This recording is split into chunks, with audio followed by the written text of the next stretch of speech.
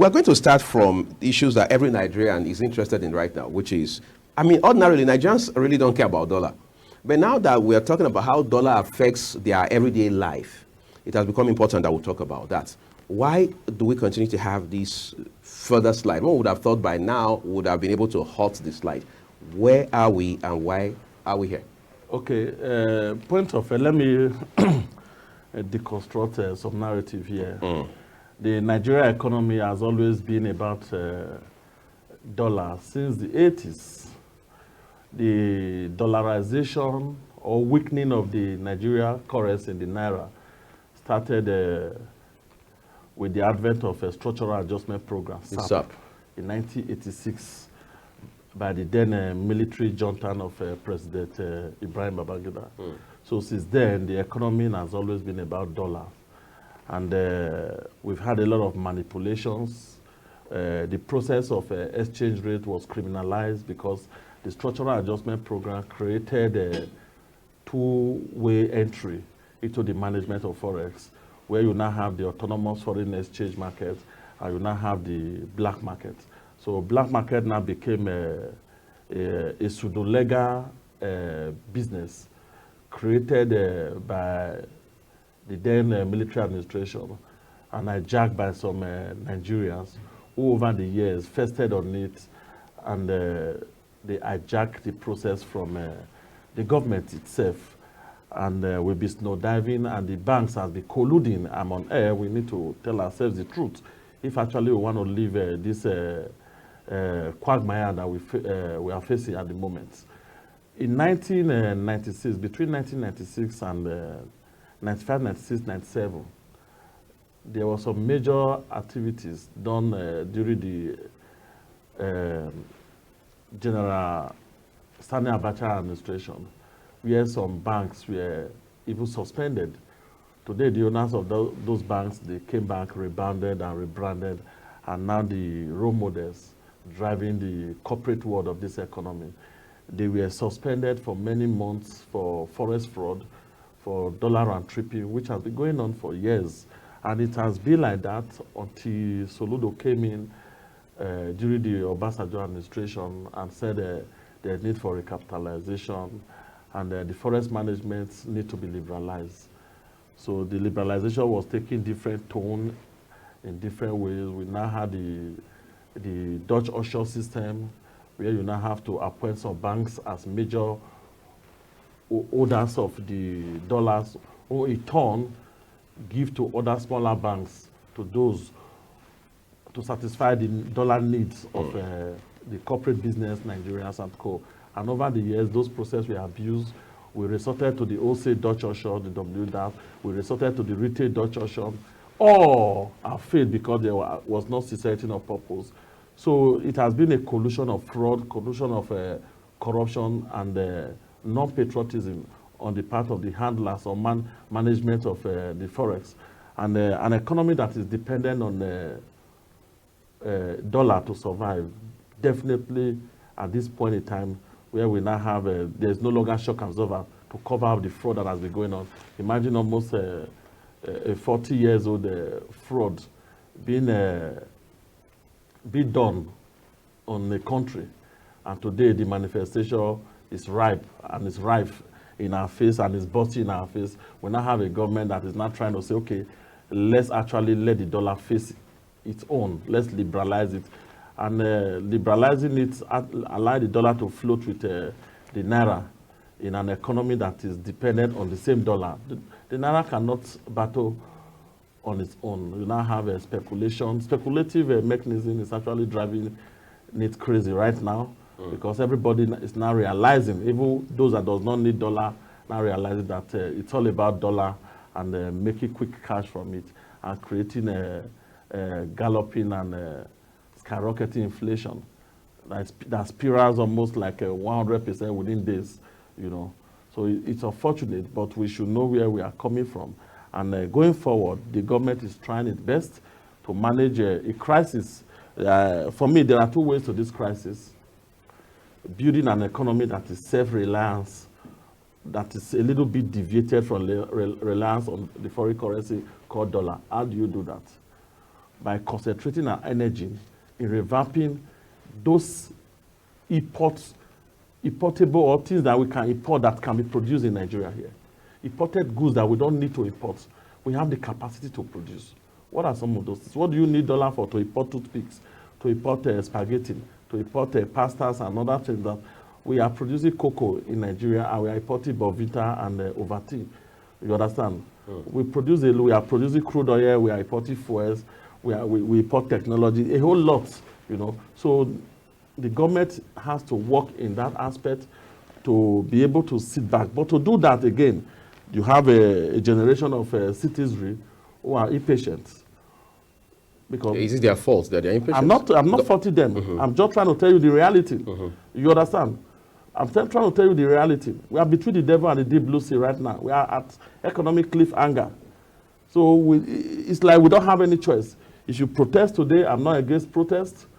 You vent your anger, you cause anything, we return back. We've had this over the time. We cannot continue to postpone evil days until we all agreed that as a nation, this is how to drive it. And driving the Nigerian economy is not the sole responsibility of the federal government. Because the Nigerian economy, the Nigerian system, the Nigerian state is stratified along three. It's a federal state. Each component has its own constitutional responsibility to drive its own economy. In principle, but in practice, that's not the case. That is what it is. What is in practice?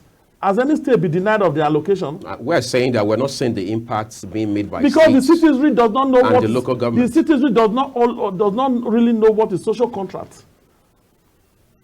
A citizen that cannot confront, that cannot question the activities of his state House of Assembly, cannot question the activities of his local government chairman, to perform his responsibility first, but think that the responsibility of the local government chairman should be done by the president of the federation, or should be done by a governor. You now have a system where the other tiers of government is practically excused from the system. You don't give me 47% of allocation what belongs to Nigeria, and you expect me to give you 100%. The macroeconomic indices in Nigeria is regulated by the federal government. It's the full responsibility of the federal government of Nigeria. Macroeconomics. But you cannot have macro without micro, which is the unit, which is the firm, which is the household economy, which is the rural economy, whose responsibility is to manage and drive or stratify the rural economy. The state and the local government. What has been their blueprint, economic blueprint? Across the 18 local governments in my state, what is the economic blueprint of the state and local government handlers? That we want to drive the rural. When you curb the challenges in the rural economy, definitely you are curbing urbanization problem. The rural-urban drift will reduce. The pressure in the cities will reduce. Provide social amenities for them. Basic amenities that will crystallize into economic well-being for them. What would the person, if you have a relatively good job in the rural area, you have a regular source of income, access to social services and amenities. What are you going to be doing in the cities? But everybody is rushing to the city, putting pressure, causing all sorts of... Everybody is hustling in the city right now. We are leaving the rural economy to die. And when the rural economy dies, what are you going to aggregate? Macroeconomy is about aggregate demand and supply. So we must go back to the foundation. I don't want anybody, because it's not even in principle, it's not in practice anywhere, that in a federation, the citizenry of that federation will believe that the solution is up to down. Federation, in a federalism, the solution is down to up. The federal government of Nigeria today is a tenant in Abuja. There's nothing like federal government apart from the presidency you are looking at. Their own is just to galvanize every other the components, all the component states. But every 36 states, the governors of every 36 states, they are the legitimate CEOs of those states. By constitution. For example, we talk of agriculture. Yes. You were talking of agriculture just now. In Nigeria today, there is hardly 2 or 3 states that have agricultural blueprints. That is rural driven. We are even talking of smart agriculture. Have you talked about subsistence farming? You've not talked about food sufficiency. You are talking about food security. How many people in Nigeria today, in our rural community, goes to farm or wants to go to farm to able to do constant farming, to till the soil? You have to, everything goes in grade. You talk of contest farming before you talk of mechanization. Before you talk of commercializing it, before you now talk of agricultural value chains, where you now have huge investments. Meanwhile, the Constitution of Federal Republic of Nigeria stratified everything. The power that the President of Nigeria has as far as agriculture policy is concerned, creation and driving, is equal to the power that every state governor has in Nigeria. It's equal to the power that every local government chairman has to provide agriculture incentives and a direction for their local government and states. So you don't need Abuja, you don't need the president to approve any of your policy for your people to drive agriculture program. The same power you have in education. You don't need the president of Nigeria to approve your education program for your states. That means you can make or mar the progress of agriculture, provision of social services, education, etc. But what is the agricultural blueprint? I know the support that the federal government of Nigeria has given to my state, Edo State, as far as agriculture is concerned. But Edo State has a blueprint for agriculture. What is the blueprint? For 8 years, let the Obaseki-led administration tell Edo people, this is the blueprint, this is what it has been able to manifest to. Because we know how the support. In West Africa, Edo was chosen as the state, as the hub for palm oil production. In West Africa. And the federal government created a 36 billion Naira window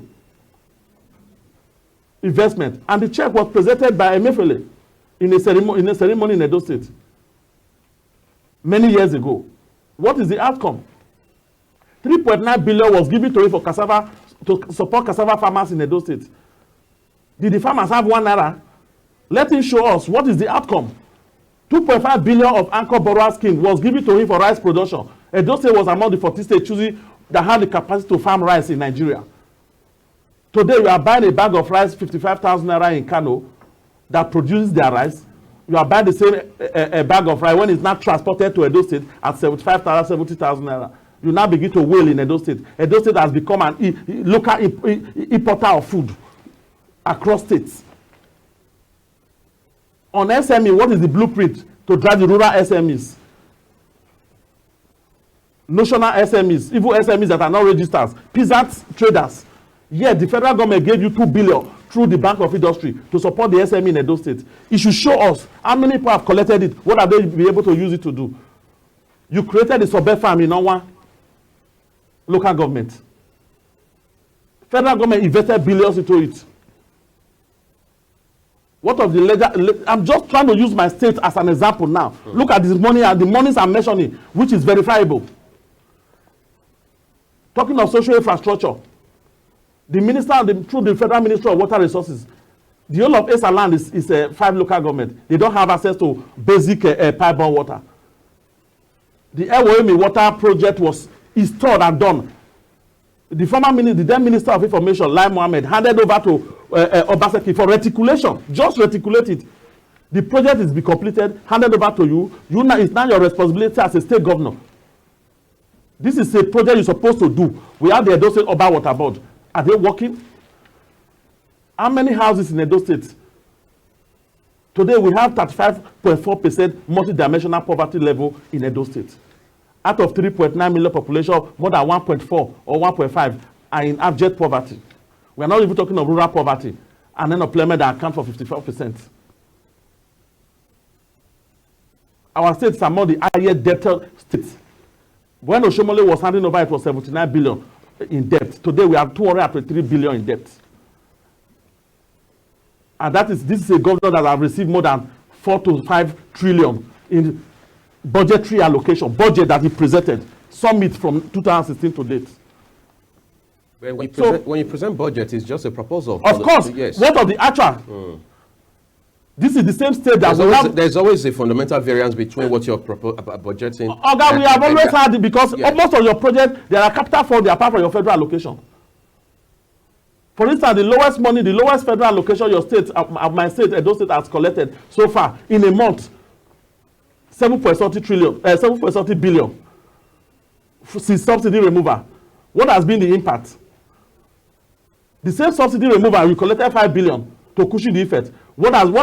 They don't have their own. The state governors they are just there to collect and blackmail the same federal government. So no matter the effort of the federal government to tame, because I just told you before, their own is macro to aggregate, but there will be nothing for them to aggregate. No matter how the CBN, through the monetary framework of the CBN, churn out policies, no matter how the federal government, through fiscal policy, churn out policies, it seems not to trickle down. But constitutionally and fundamentally, it cannot trickle down without carrying the governors along. They have the constitutional responsibility. If the federal government have an agricultural blueprint, for example, in 2004, 2005, we had a National Economic Empowerment and Development Strategy, NEEDS, proposed by the federal government. An Obasanjo head meeting with all the governors and said, let us domesticate these national policies across states. At the state level, you now have State Economic Empowerment and Development Strategy, SEEDS. At the local government level, you now have Local Government Economic Development and Empowerment and Development Strategy, LEADS. So you now become like policy synchronization. Top to bottom. Exactly. Since you guys cannot do bottom to top, did they welcome it? Now we talk of epileptic power supply, a critical infrastructure. We were blaming the federal government because states cannot generate power because the federal government concentrates the powers of approval of power generation and distribution at their own level. What has now happened? Before President Buhari left, he sent an executive bill, which he signed. And Tinubu went for that to stratify it, that anybody can invest. Now, state governors have been told you can generate and sell power in your state. In the 8 years of my own state governor, he said that he brought a Oshomo power plant. Oshomo power plant completed, but cannot give a single wattage of electricity to any household in Edo State. But we understand there are parts of the state where they are enjoying Oshomo, apart from government house. Apart from government house on the secretariats, we understand there are areas like around the Jare and Sapling. What is it? Do you understand what I'm doing? This is just listen to yourself. But again, we need to be clear. It's not supposed to be a magic wand. This is not about the magic wand. That makes Uyi, this is not about the magic. You said the project is completed. It has the capacity to generate and distribute, and it has have the you have gotten the legal. You are now free to determine how you sell your electricity. The next thing, Oshomo should recruit marketers. Do they have the capacity to distribute the electricity? Because there are people that are willing. If I have an Oshomo in my house in Benin, I will not be wailing and crying on waiting for NEPA. BDC. Or BDC. Every day the same those citizens, they still cry to Ababa at BDC headquarters. To picket the office. To picket the office. But I want us to go back to where we're coming from. So when you all this cumulatively kill the economy and now made the economy to rely on everything putting pressure on the currency.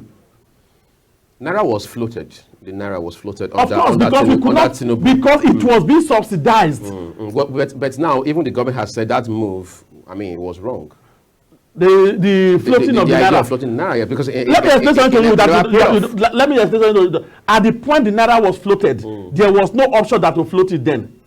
But did the government not realize that? As at then. But now the government is telling you, because they save a lot. If we want to tell ourselves the truth, in the last 6 to 8 months of this administration removal of subsidy, there is no excuse to give across the 3 tiers of government. They've had bumper budgets, bumper allocation. Yes. So now they have to come back because you need to rescue this Naira since you don't have the wind weather to drive the economy independently. You are not a production-driven economy. You see where we are going to? I'm just curious because you see. So they have to now rescue the Naira again. But my problem is, how long shall we continue to rescue this Naira? Are we not going to be like going to be like a vicious cycle? I'm asking that question, Haruna, because obviously people are saying the government is not very clear about some of these things. So government is inundated, government is overwhelmed. So which of the government is inundated? No, we're talking at the federal level now. Okay. We're going to narrow down at some point where necessary.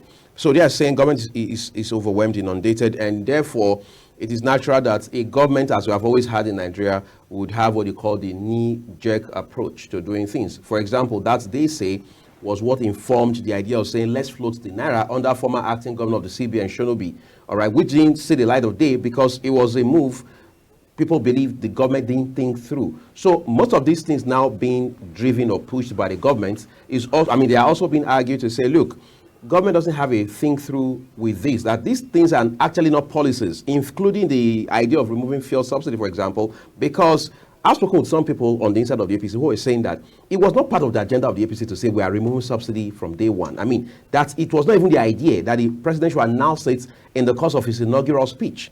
But that was a way of the APC saying, look, we got off on the wrong foot.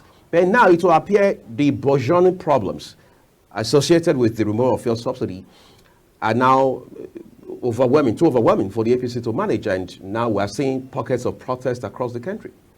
Uli, let me explain something to you. When President Tinubu took over power, notionally there was nothing like subsidy. Remember, the budget was already in operation. Right. Subsidy provision stopped on the 1st of June. Do you understand? And it was the government said it was 30th of June. Okay, 30th of June rather. Right. So practically there was nothing like subsidy in the budgets, and it's going to work with the appropriation bill. It's going to execute the 2023 budget. Do you understand my point? That is an act. So as of when it was taken over, subsidy had already Of course, notionally. So what did he mean? What did he mean when he said with intention, subsidy is gone? Of course, letting you know, because we don't even have the capacity to sustain it further. That was why the government have to remove it. We started the whole process of subsidy is all part of the PIA, Petroleum Industry Act. The PIA. Yeah, PIA. That was passed. It was already removed from there. There are a lot of programs inside the PIA, including community development and different programs that were created to cushion the effect if the PIA was to be, if it was to be fully implemented today. You understand?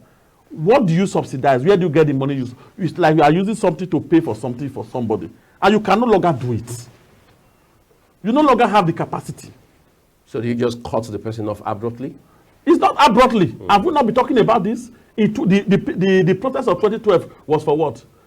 Which the APC didn't like. The APC did not also protested against it. No. The APC never protested against subsidy of 2012. They protested against the criminality because remember the Ahmed Lawan committee set up to investigate the fraud of subsidy that confirmed trillions in dollars and nairas. Those who were indicted with that committee report today, they are some of the richest people on earth. Yeah, it's Buhari government for 8 years subsidy. Excuse me, I'm coming. So when the report was presented, and the President Goodluck Jonathan refused to implement the report, which says that these criminals that have eaten Nigeria's money should be arrested and the money recovered from them, then remove the subsidy. The next thing, he excused the report and went ahead, he jumped the gun. So the protest was about the criminality involved with the subsidy. Because we realize, I mean, we remember. But that is the truth. Key APC figures at that time. I'm not talking of even the Wole I'm not talking of whether key APC figures. But I'm telling you that the essence of the protest was for the Ahmed Lawan committee report on subsidy that discovered trillions. Right. That the Goodluck presidency in subsidy fraud. That the Goodluck presidency refused to probe or implement. The next thing, he jumped to remove the subsidy. We said no. If you know you want to remove the subsidy, we had there was an enlarged gathering. The then Minister of Finance, Kojo Wela, was there. Oshomole was also there. He was in the opposition too. Sanusi. Nobody that was against subsidy removal. Everybody was hampering on the need for transparency because there is a report before you as a president that has clearly indicted some major Nigerians who has fled the country of trillions. So how do you now close that report and you're not jumping the gun to subsidy removal? Are you now saying the collective patrimony of Nigeria allegedly eaten or taken by these people should be excused like that? That was equivalent to some reasonable percentage of our national budget or our federal government budget. That was the essence of the protest. But what I remember clearly that the APC, as a party and even key stakeholders in the APC had said at that time was, look, the government, because if you recall, this was January. He said he should not remove it. It was January 1st. Yes. You don't remove the subsidy when you have not dealt with the criminality of the subsidy. Yes, that was one argument, which is valid, no doubt about and that. That is what we are saying. Yeah, exactly. And then we're also saying that you can't remove subsidy because Nigerians are suffering. They can't buy fear if you remove subsidy. So overall, the APC didn't buy that, but events have overtaken all of that. But let's come back to the issue of the Naira and the dollar now. Yes. We understand the EFCC has a 37-man, some sort of enforcement team going around the BDCs now to arrest those they refer to as round trippers and currency racketeers and so on and so forth. Yes. The CIB and the CBN, I mean, several agencies of the federal government are also doing the same thing. Is this just for the pages of newspapers and TV screens, or, I mean, is this far-reaching enough? It's one of the approach you need to take at this critical time.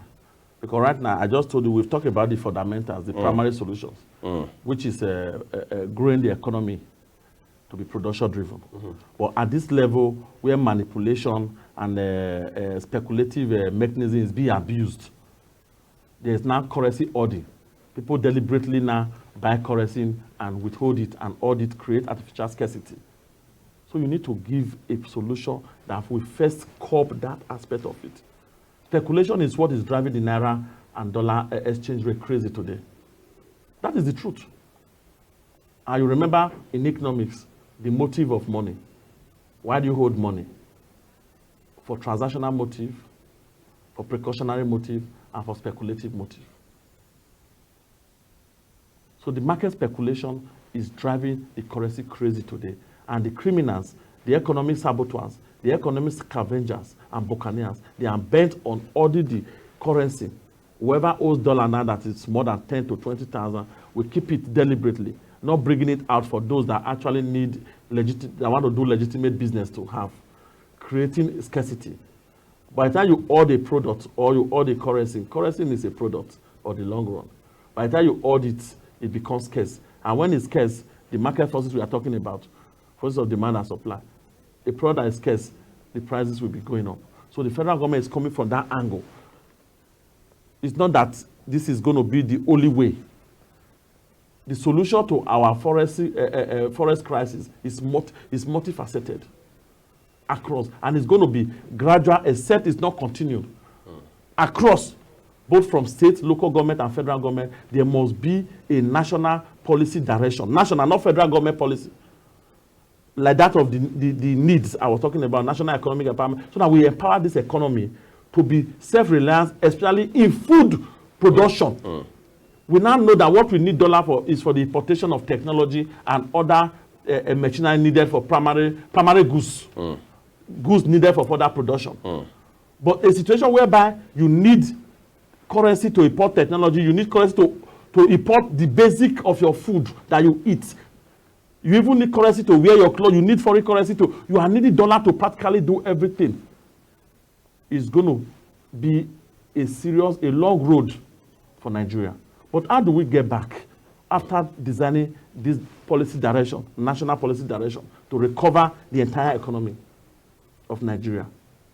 They will not need the patience of Nigerians, because you don't expect everything to crystallize overnight. It may even outlive this administration. But it's something that's supposed to have started many years ago. Okay, I think the blame game doesn't look like it's going to end anytime soon. But, No. but let's go back to last year with regards to the same forex challenges we're dealing with now. I mean, I made reference a while ago to former acting governor of the CBN, Mr. Shonobi, who had said, I mean, after he had seen the president right there at the villa, I mean, addressing journalists, he said, given the measures that the government, I mean, the CBN under his leadership was going to take at that time, currency speculators will suffer. In fact, they will bleed. That was the word he used, but we've not seen them bleed just yet. In fact, the country is bleeding instead. That's number one. Number two is there's this deal between Afrexim Bank, I mean, African Export-Import Bank, and the NNPCL with regards to making some billions of dollars available to Nigeria, just to also solve some of these problems we're talking about. And then, as it stands today, we understand the federal government is seeking some $10 billion as well in addition. Help us make sense of all of this, because it's getting more confusing by the day. All right. I think on this program, we talked about the NFPC deal before. It was not like the articles of this world was trying to make people see it. It's not like that. NFPC was supposed to collect money in advance from the people or the bank, and then produce crude oil in future to cover it up without interest. Imagine using the prevailing market price of today to collect for future annuity. That was about the $10 billion. It was not like it's a loan. It's like somebody is paying for my product in advance. You get my point? And that deal is being worked out. It's been like almost 3 to 4 months now. Things have been worked out. These are not things that comes to reality overnight. Because the particular bank is also going to be working with the particular consumer of the crude oil who's going to buy the crude oil. You get my point? They are not the crude oil users. Apparently. You understand? So their own is to help us get some good customers who will need that crude oil in the future, and they will have a financial guarantee arrangement with that customer before they now release the money to Nigeria. But in the meantime, we cannot be waiting for that deal to crystallize, and we are facing a particular situation. We need to source for other investment. Remember, what you need dollar for, dollar does not come fall into Nigeria. Dollar is earned by Nigerian governments. You earn dollar from the export of your products. So which product do we have to export most of the time? I think we need to answer that question. That would be right after this break. Do stay with us, everyone.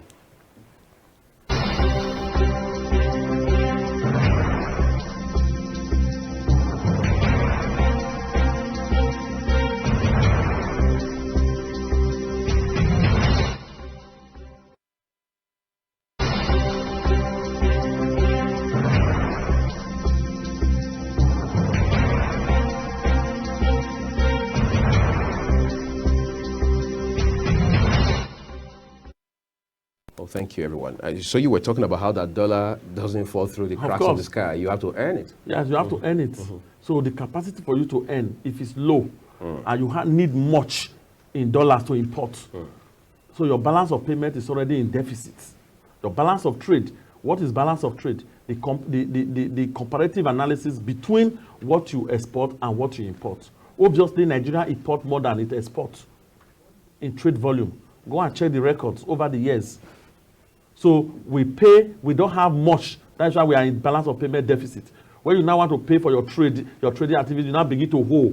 That's why you now talk about say CBN is owing about $15 billion in letters in guarantee LC letters of credit, because CBN guaranteed these letters of credit to importers who import these goods to Nigeria. So at a time, they also need to clear. And the same country need to save in their foreign reserve. So at some point in time, you see our foreign reserve depleting. You need to dip in there to clear some of these things so that the people that are supplying us these goods from abroad will still have hope. You cannot hold their money for so long because you guarantee this money for those importers. But when your dollar is 10 billion and your total import, the dollar income in a month is $10 billion, and your total import in a month is $25 billion or $30 billion. You're already running at a deficit of $20 billion. That means you are importing more to your country than you are taking out of the country. So you always have forex issues. So by the time we begin to drive a holistic policy that is not just federal government concentrated, a national policy, national economy policy, that's what I'm talking about. This is no longer about the presidency or the federal government. What makes it so difficult to evolve that kind of policy? Because we have state governors that they don't have the intuition, the visionary leadership intuition to key into some of these things. Just take 16 states in Nigeria to work economically and we jumpstart the whole economy. If 16 states in Nigeria work economically. So what's then the place of the National Economic Council chaired by the Vice President? I mean, we have had that for years. I was privileged to meet with the former Vice President, Professor Yemi Osibajo, twice, and I raised this issue. I was the last person among the media team that raised the issue, and Laolu was there.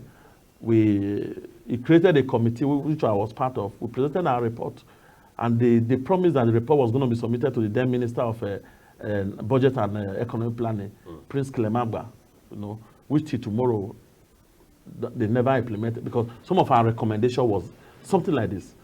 The Constitution has clearly said this is the role of governor in economic development of the state. This is the role of the presidency or the federal government. This is the role of the local government as far as economic development. It's an economic objective. It's in the Constitution. You understand? And we have the exclusive list, the concurrent list, and the residual list. But now, with the National Economic Council of Nigeria, how do you now drive policy synchronization that will cut across? And that was some of the approach that I think they pick from those reports, where some of the issues of agriculture, for example, where they now created an borrower scheme. We now said, okay, in Nigeria today, we have 14 states who are very good in rice farming that can feed the entire country. Let us not now depend on importation of rice. And they created the anchor borrower scheme, where more than 500 to 600 billion was pumped out. And some of the state governors received this money they never implemented. But another issue is feedback mechanism. Does the federal government have the power to really deal with these states constitutionally? No. As it is today, to tell you how the constitution empowered the states to develop their state agriculturally, no state in Nigeria that the Federal Republic of or the federal government of Nigeria has power to own a land without the state governor. Based on the Land Use Act. Of course. They own the land. And remember, land is a critical factor of production. You are owning land and everything in it. So you are still crying that your state is hungry. You still rely on the federal government to create a budget support fund for your budget. So we don't have a thinking governors. We don't have governors that can think out of the box to rescue their states from the squalors of economic degradation. Because the Revenue Mobilization Fiscal and Allocation Commission states everything on how the revenue of Nigeria is being shared. The money is not going to federal government account. Every one Naira Nigeria end go to what is called Consolidated Revenue Fund account. CROF account. And this money is now consolidated. Whether FROS, custom, it's not federal, it's not owned by federal government. You may see them at federal agency, all the income that come from FROS, custom, immigration, every revenue generating income. The money goes to Consolidated Revenue Fund account, including VAT and all, and crude oil, and whatever it is. This is where the money is warehoused. The Revenue Mobilization Fiscal Allocation Commission now states that the presidency or the federal government has also percentage of the money. The state governors have 36% to 37%. The local government have a 17 or whatever percent. So at the end of the month, they have a meeting called Federation Account Committee, where the Minister of Finance will represent the federal government. The State Finance Commissioner will represent the state government.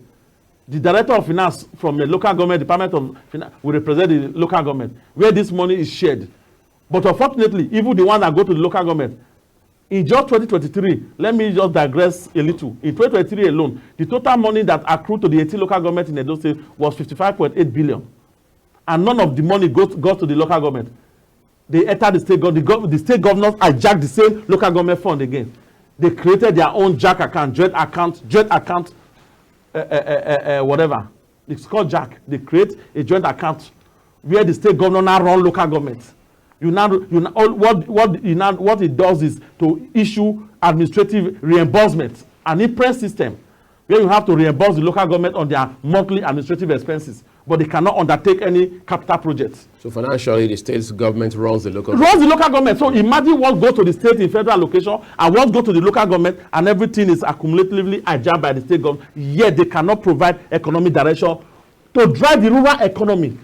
Only when the rural economy is stratified, when the firms, the small businesses are working, when the rural unemployment is tamed, you will have a robust Federal Republic of Nigeria. Okay, so my last question, just before we move on to our next discussion, do you think, because, I mean, former President Muhammadu Buhari had said when he was head of state in the 80s, the number of bureau de change outlets he had, you know, what's infinitesimal when you compare to what he saw in 2016, 2017. Now, he has left office almost a year ago. The number has jumped right through the roof. Do you think, I don't know how economically practical this is, if we cut down drastically on the number of bureau de change outlets we had in Nigeria, I mean, would that make any difference? You know, when you are dealing with economic buccaneers, actually that is one of the biggest problems of capitalism. Are we a capitalist country? We are operating voodoo economic system. One step forward, two steps backward. We are confused economic system because we are not practicing socialism instead. But ironically, democracy, directly or indirectly, goes with capitalism or liberalism. By default? By default, of course. That is democracy for you. Because those who want to to entrench their economic, to sustain their economic criminality, will use their fund and everything to finance the election of those who want to be in government. So by the time you get to the government, you do their bidding indirectly, but the masses will not know. Where Putin Buhari was, where I'm telling you, the way Buhari was there, he didn't come to power under any democracy. He didn't seek the opinion of anybody, vote for me and we do this or that. He had a clear intention. He took over power. He said, this is what we want to do, to curb an issue. There was nothing like state governors or whatever. He appointed his lieutenants in the army across the states. As military governors. Yes. So they don't have an House of Assembly or National Assembly or wherever. What they say makes sense immediately. So policy implementation become more faster. No bureaucracy. No bureaucracy. But a situation whereby you have a president, you have a different House of Assembly, you have a governor, you have this, you have that, and these people all came to power with the influence of those that have hijacked the economic system already. Every day you see the CBN raising the bar. The only way to curb them is to raise the bar, thinking that some of these Bureau de change will not meet the criteria. And yet they meet them. Of course, because those behind the Bureau de change, some of them have money more than states.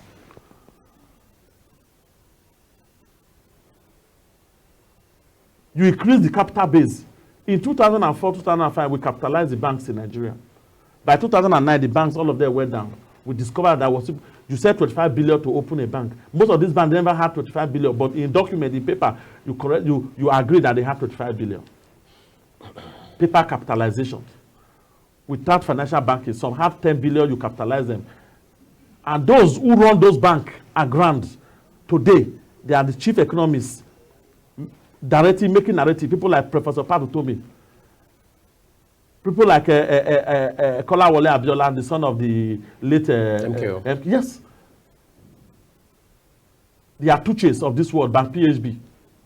The Atuche is already paying the price for his. I mean, he's been in prison the whole time. Yes, there are people behind Atuche. Atuche was just a CEO of the bank. He was an employee of the bank. The Ilan Bank of this world, Mohammed Sambawa, and former governor of Bauchi State.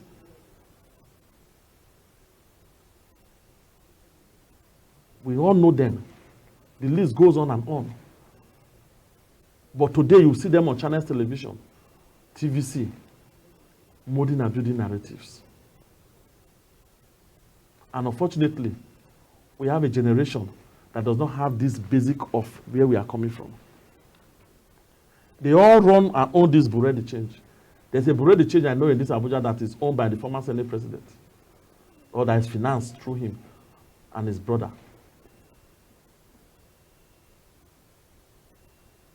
So it means there's a former presidential aspirant in this country in the last election in one of the parties that is so vocal.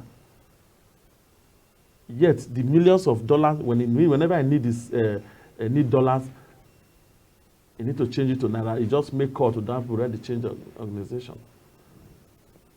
But he's so vocal. He was in one of the former military head of state government too.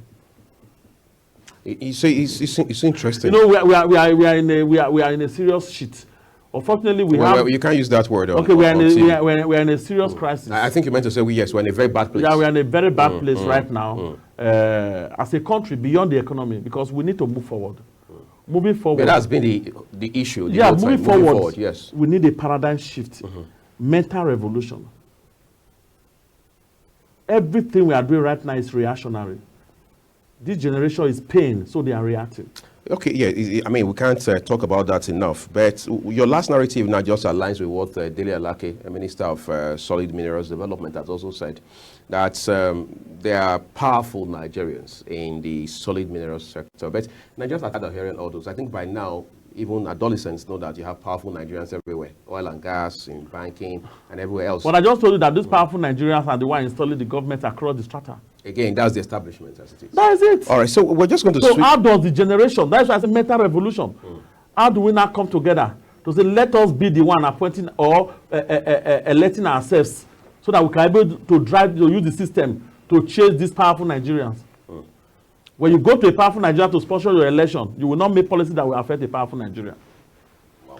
That's a no-brainer, obviously. But we're just going to switch gears now to our second discussion. So you talked about Edo State a while ago. Let's take you back home now. Let's begin with your party, because they say charity begins at home and justice from the next door. The APC conducted primary election in the states, and we had seen back and forth at some point. Some people said the man referred to as the godfather of the party, who is the de facto leader of the party in the states, Adams Ali Oshomole, former two-time governor of the state, former national chairman of the All Progressives Congress, now the senator representing Edo North Central Senatorial District at the Senate, had a favorite candidate, but names were a bit hazy. And then later they said, well, he was at a crossroad as to who to support. And then going into the election, they said, well, it was Dennis Idahosa talking about the popular Denko that was throwing his weight behind. And people raised questions about that, saying that the current governor, Governor Obaseki, is from Edo South. If you bring Dennis Idahosa, who is also an Edo South man, it means you are being unfair to particularly Edo Central. Now, the APC has held primaries. And what we have seen is controversy after controversy. 3 persons laying claim to being the, as it were, bona fide candidates of that, of the party, as an aftermath of that primary election. What exactly is happening with the APC? We're going to also use that as a basis to talk about what is happening generally with regards to the election coming up on the 21st of September. Yeah, first of all, let me make some correction. You know, when it's convenient for us, Nigeria, we fall on an issue to placate or cover up a lot. The APC in Edo State is one family, it's one united family, and the unity of any political umbrella or political family is always threatened when there are disagreements. But the capacity to agree after disagreement makes it more formidable. And whatever is going on now across within the party, there are internal issues that the national body and the state body, the state party executive, no doubt have the capacity to curb and address, which is ongoing. Going back to what you said about my leader, because he happened to be my senator from Edo North, and a two-time governor, former national chairman of the party, APC, and a 2 times president of Nigeria Labour Congress, former vice president of International Labour Organization, and former secretary of Nigeria Workers' Union. Now, you are reading citation like we're going to confer a PhD on him. Excuse me. I'm trying to explain something to you. Yes. Comrade Adams, I call it Bukbebu Oshomole, has earned his dues. You give honor to whom honor is due. And it's be democratic enough, except you just want to call a dog a bad name in order to hang it. Adams Ali Oshomole, as a Democrat and as a leader that has been unparalleled, especially in this Fourth Republic, as far as Edo State governance is concerned, understood the need for us to rescue Edo State from the current political jackass that hold sway in the Osadebe Avenue. And that need is for the APC to win the Edo election. There is nowhere in the APC, whether in Edo or national, where there was a zoning, that when this side rule, it comes to this, it comes to this.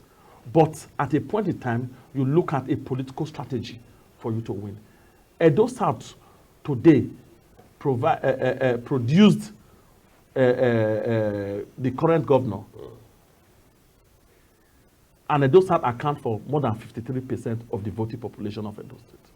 We have Edo North, where Oshomole comes from, that is predominantly APC, 90%, account for about 30-something% of the voting population of Edo State. You now have Edo Central, where the governor is pushing. Because nobody talks about that. There's been a godfather. But that is their own issues. The governor says he wants to be fair to. Excuse me, he never said he's not. He even said he's not supporting anybody. Don't quote him wrongly. But then, I'm being very frank. But then I'm a journalist. Don't forget. I'm being very frank. The governor, I don't stop reading papers headlines. Yes, the governor. This is not about papers headline. There's no fora. There's no media fora that the governor of Edo State has admitted that he's pushing Aso Ighodalo. So let me go back to what I'm talking about. The Edo Central, which is the Esan land, account for 15%. Nobody is against anybody. We are saying the APC in Edo State have decided that for the APC to win election in Edo State, the people with the majority of votes must produce must let us support a popular candidate from a zone that has the majority of votes. And one of the most performing politician in Edo South today is Right Honorable Dennis Idahosa, the chairman House Committee on Earth. A man that has won his election back-to-back in the Yoruba Federal Constituency, defeated an incumbent House of Rep member, defeated her again, and retired the Igbenedion dynasty. But it was not Igbenedion dynasty that contested with him. It was Barrister Mosede Igbenedion that contested with him. What is the Igbenedion? What is different? As I mean, you see, you both made the see for that. No, I mean, she was the one that ran against him. Exactly. But the dynasty they are from our Federal Constituency. We know what is going on. You are not a politician. You are a journalist. I'm telling you what. I mean, no, a bit more. Mosede Igbenedion is the daughter of this coin of Esama. Incidentally, we're not here to discuss about no, I'm just trying to let you know what he's been able to do politically, why it's relevant today. And beyond that, provision of good governance. Why do they call him Mr. Project? In one of our political engagement across the local government, one of the local government chairman in Isha Land, APC local government chairman in Isha Land said, this is the only House of Rep member that competes in project delivery with a state governor. 168 verifiable projects and counting since 2019. 43 communities connected to renewable energy electricity, not on NEPA. We are not talking of roads. We are not talking of schools. We are not talking of youth empowerment. Orphanage. Creating justice system for the less people who cannot access justice. It didn't start today. It's not a rookie in the system. At the age of 35, he was the commissioner for public-private partnership to Oshomole. And he never collected a dime and salary when he came from Canada as the CEO of Denko Group of Companies, Ito Mining, Manufacturing, and Real Estate. He mandated that all his salary should be given to the indigent widow in his constituency.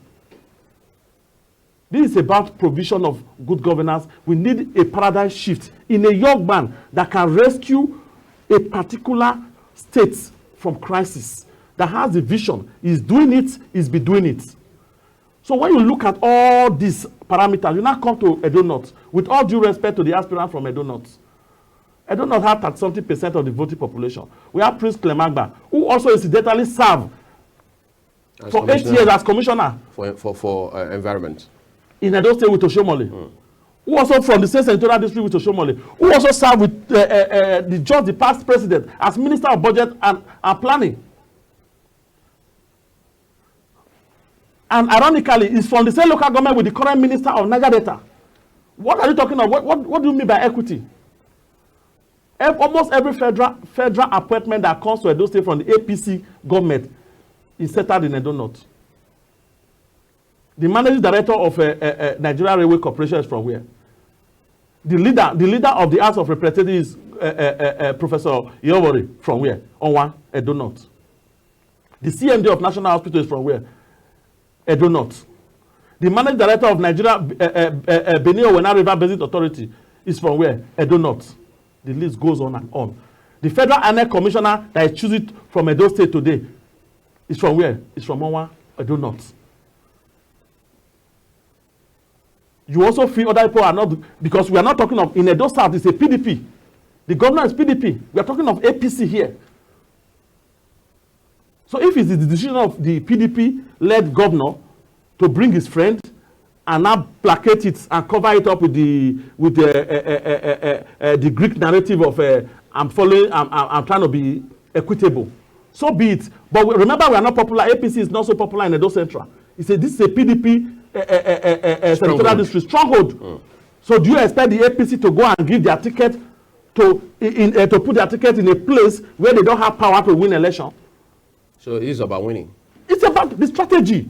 And then when I'm done talk of winning, not just winning with the right person, winning with the winnable candidate, winning with the sellable product, winning with somebody with capacity, winning with a youth of 43 years old, winning with a paradigm shift, winning with Denko. It's youth o'clock in Edo State. Okay, so I want to talk about that now because process also matters. However, which is sad in Nigeria, we say the end justifies the means, and that's very popular with politicians. But let's talk about the process now. Yeah. How do you explain that 3 persons are now saying they want? I just explained to you that in every contest, remember when the whole thing started? There was a parallel primary. Excuse me. When the whole thing, the whole process started, or wanted to start, there was an enlarged meeting between all the aspirants. They were like 29 or 30 aspiring. The head meeting with the national body. The national body mandated the states that go and prune the numbers down. You have rights. It's your unalienable right for political association and to hire any political office. It's constitutional. But you belong to a party. If it's democracy, you must belong to the party. And when you belong to that party or people with similar ideology that have their own constitution, you work with the rules and directive of the party. Party becomes supreme. And this directive was given, and they set up, there was a small committee headed by Professor Julius Iwore, the House leader of the House of Representatives, who met all of them. There was also an enlarged meeting before them to advise them, to beg them, to persuade them that at the end of the day, only one person will be the governor of Edo State. At the end of the day, only one person will be the candidate. It's constitutional. The candidate of the APC. Let us drop our interest. But all fingers were being, there was nation is because of Oshomole. All of them, who has Oshomole not helped politically? Who has not rode or ride on the shoulders of Oshomole to achieve their political position today? When they were doing that, when Oshomole was giving them the appointment, when they were working under Oshomole, when they were getting leverages, becoming ministers and whatever they are today, was Oshomole a godfather? So Oshomole does not have a constitutional right. Oshomole did not even pronounce anything. He said, okay, let the process take its course. The Professor Julius Iwore committee met and screened down. They denied. They were going in the media that there was nothing like that. Something you participate, a process you participated in. Today you are not talking of a due process. A process of screening down, pulling down the number that you participated in. You denied to the media. I'm on air. Some of these meetings, we know where they take place. You come out and deny to the media that there was nothing like that. It was reduced to 6, from 6 to 4. But the party said, if you still insist, it's your right. You can go and procure your forms.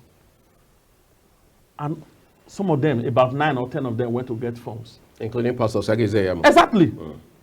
Then they now started political bickering, working against each other, aligning with, so some of the aspirants now begin to align with themselves. Some step down for this, some step down. They will step down and begin to support the particular aspirant. The other one will step down like that, which is normal. And the power of the national body, national APC headquarters, is to set up through the National Work Committee to organize the primary. And the process was put in place, and a date was chosen, which is 17th of February for elections. And everything went well. Fine, if you allege that there are some issues which they are alleging now. Remember what they wrote? The letter said there should be completion of the process if there are some parts that you said the election did not take place. Because a situation whereby you are doing a parallel primaries that is not recognized by the party.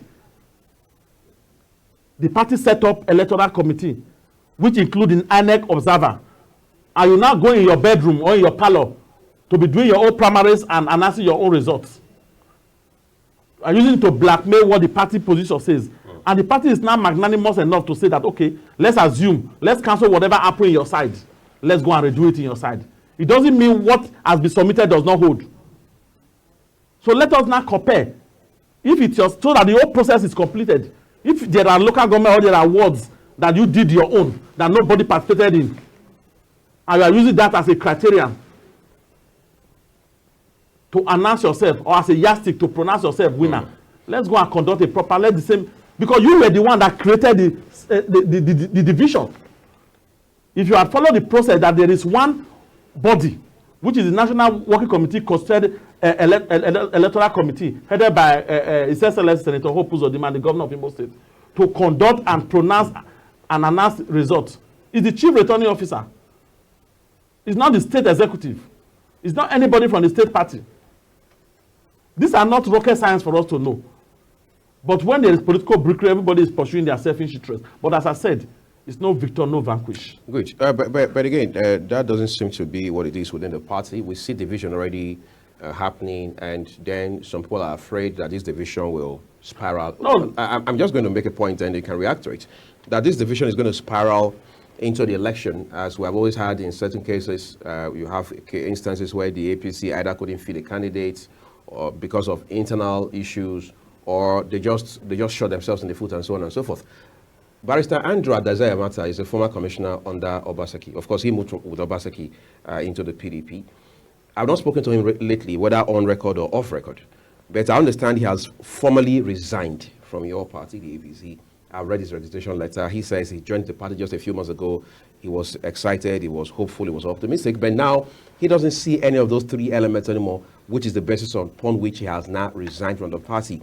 And some people, even within your party, now say that, look, a lot will happen along that line as well, which means that several other people will resign because they feel disgruntled. Talk to me how much this further divides the APC in Edo State. It's not even about the APC. First of all, Andrew Emata is my friend, at least a distant friend. I know him, we've met. He was in Obaseki administration. As a commissioner? As a commissioner. Right. Till a few months ago.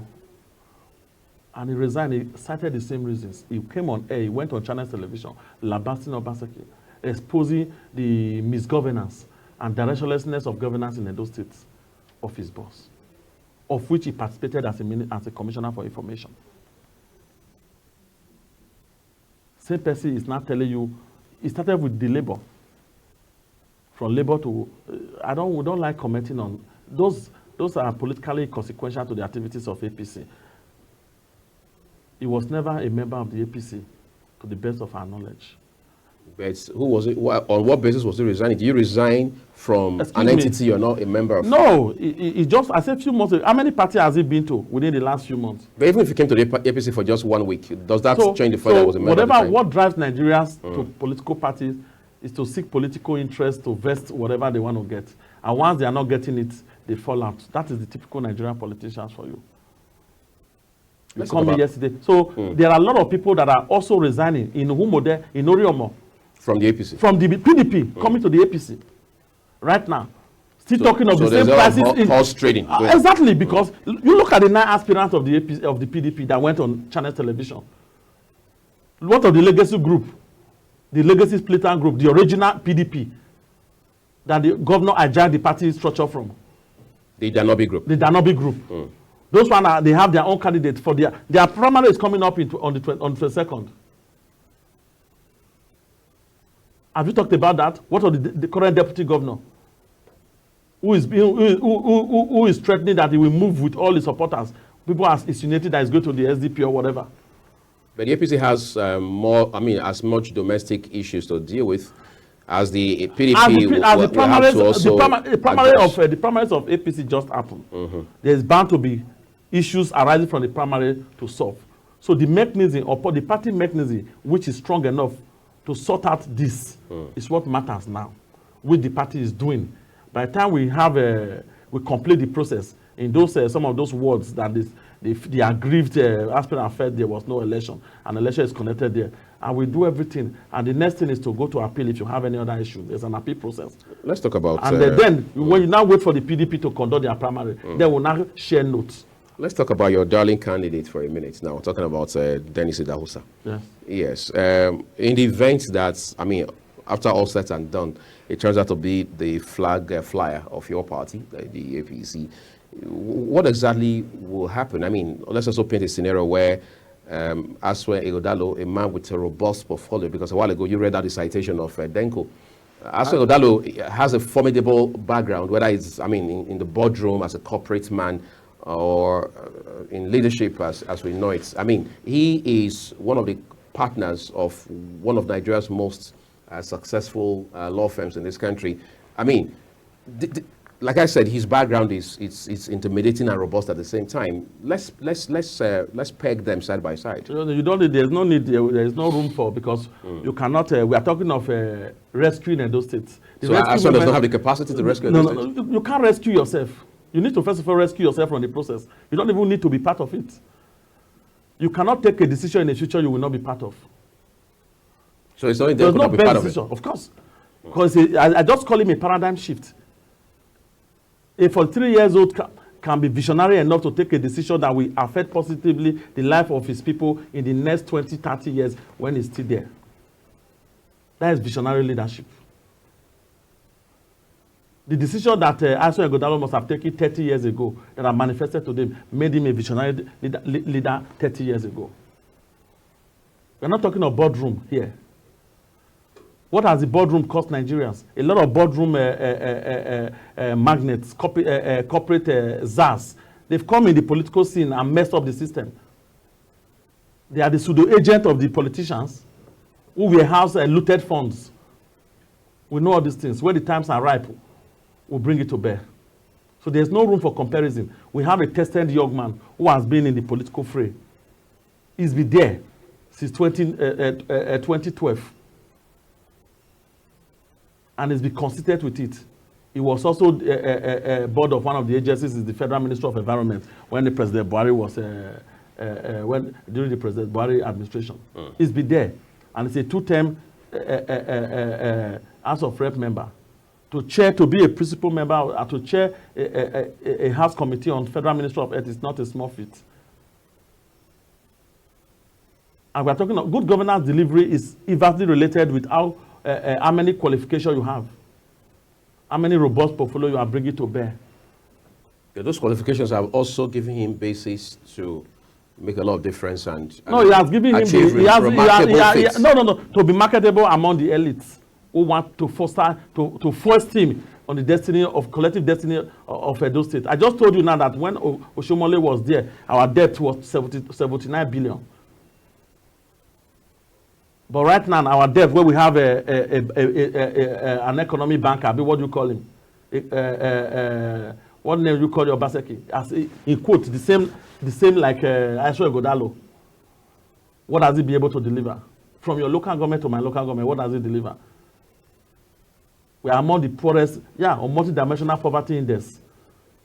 South is the poorest in Nigeria. Is that not ironic? Even where you have crisis in the north. And yet, inside the South, we are among the poorest after Akwa Ibom, Edo State. We are talking of a state with a high GDP, but cannot translate GDP to harness its potential to economic development and growth. And you have a banker and economics as the governor. You cannot drive employment. He promised 200,000 employment every year annually. And this is his 8th year. You cannot revamp agriculture even after collecting billions from the federal government to support agri program. You cannot stratify SME. Excuse me. You said I should tell you. So these are the things that we want to rescue Edo State from. Okay. So you cannot bring a fellow elite who is your personal friend to come and cover up your shady deeds. All the MOU that you just said Obaseki is not supporting him a while ago. At what point did they become friends? I said I'm quoting him. Don't quote. You understand? It's his personal friend. You cannot deny that fact. But whether he's supporting him or not, not a friend of Oshomole. It doesn't mean supporting him politically. There is no basis of comparison. You cannot compare. Of course, we are talking of an energetic young man that has a roadmap. We say rescue movement. It's a movement. It's youth o'clock. We're not talking of a 60-something-years-old man.